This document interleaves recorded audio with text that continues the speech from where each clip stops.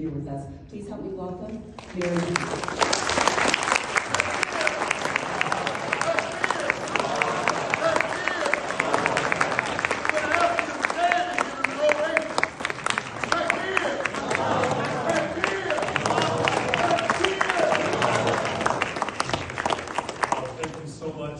Good morning, everyone. Good morning. Thank you to Dr. Rashid for that introduction and for your clarity of consciousness and the power that exudes from you.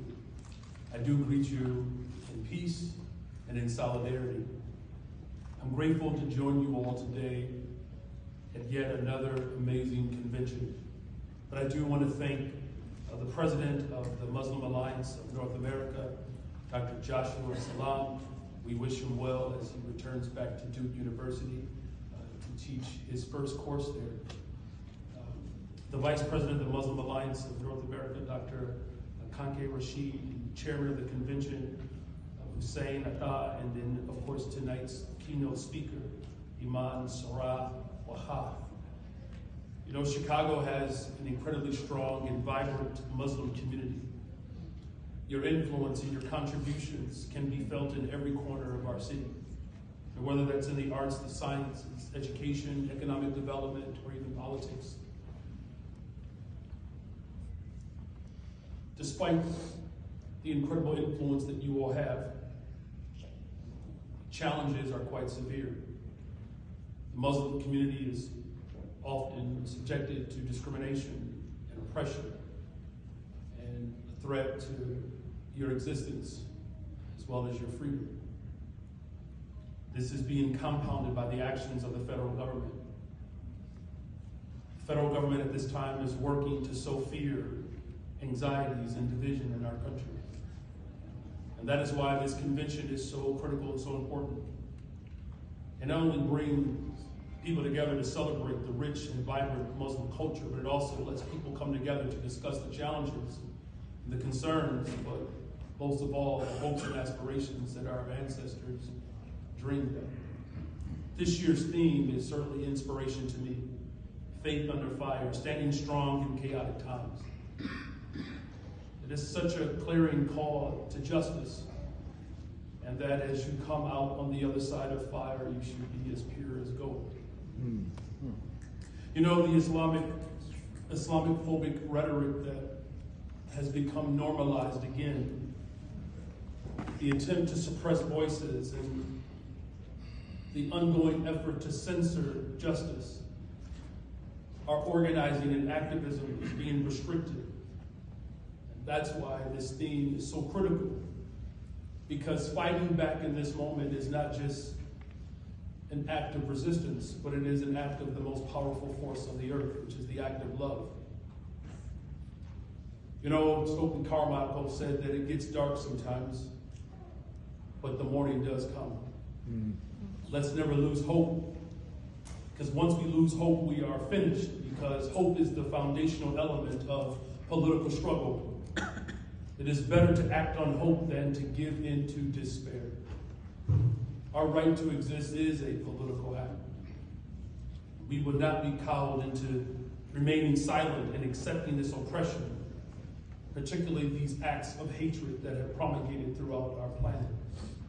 History has shown us that as we stand together strong, as we fight back united as one to protect and uplift and empower each and every one of us, that is our holy duty. The Quran says, and hold firmly to the rope of Allah all together, and do not become divided. From every single region of this planet, whatever your background is, you deserve to have liberty and justice through the lens of our true freedom, freedom to express who we are.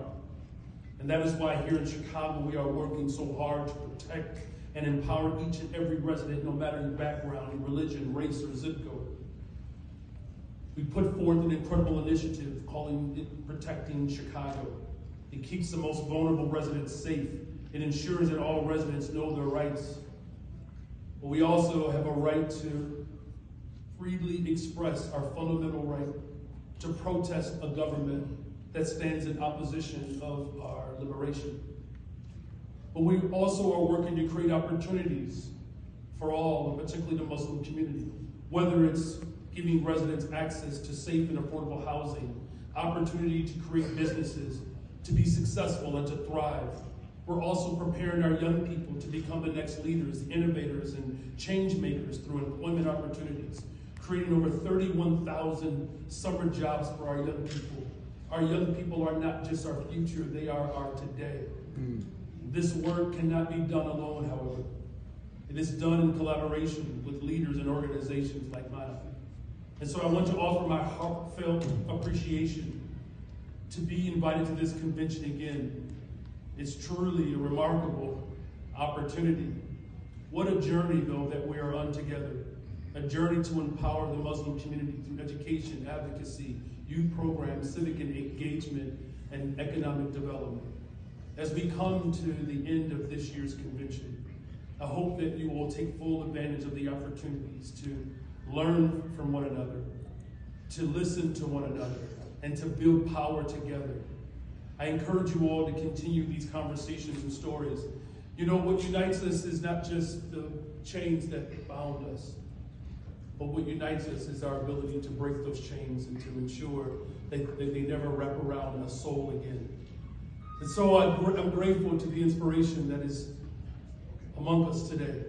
We have a common goal of equity and safety and justice for all. I hope that these conversations become memorable experiences for all of you, and know that you have a partner in the city of Chicago.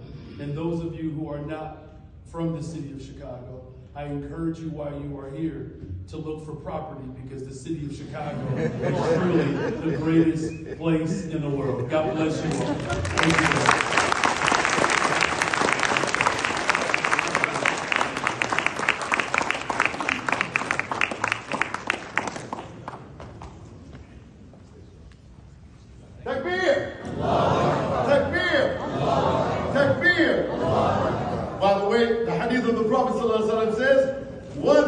Elements of Iman is that you speak what?